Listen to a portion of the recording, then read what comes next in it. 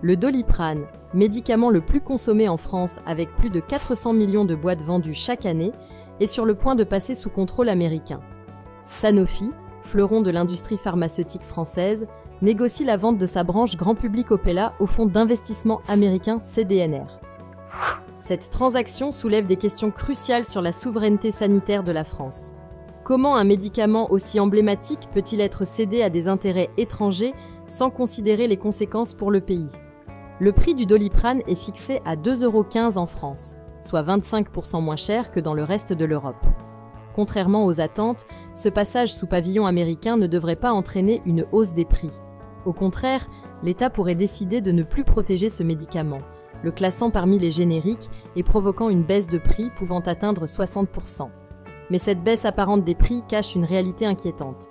La diminution des marges pourrait pousser les nouveaux propriétaires à réduire les volumes destinés au marché français. Cela augmenterait le risque de pénurie, surtout en période de forte demande ou de crise sanitaire. Il est important de rappeler que le principe actif du Doliprane, le paracétamol, n'est pas produit en France. Il provient de Chine, d'Inde, de Turquie ou des États-Unis. Seul le conditionnement est réalisé sur le sol français. La vente à un fonds étranger accentue donc la dépendance vis-à-vis de l'extérieur. Malgré les promesses de relocalisation de l'industrie pharmaceutique faites par le gouvernement, les actions concrètes tardent à se matérialiser. Les projets de production de paracétamol en France ne verront le jour qu'en 2026, bien trop tard pour compenser la perte de contrôle actuelle. La classe politique s'inquiète. Des députés demandent au gouvernement de bloquer cette vente, invoquant la nécessité de préserver la souveraineté sanitaire des Français. Mais les grandes entreprises pharmaceutiques françaises, focalisées sur la rentabilité, continuent de se désengager des médicaments grand public.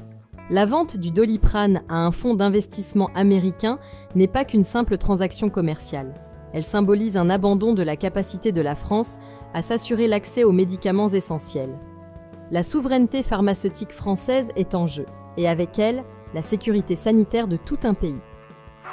Il est temps de se demander jusqu'où ira la France dans le renoncement à son indépendance sanitaire.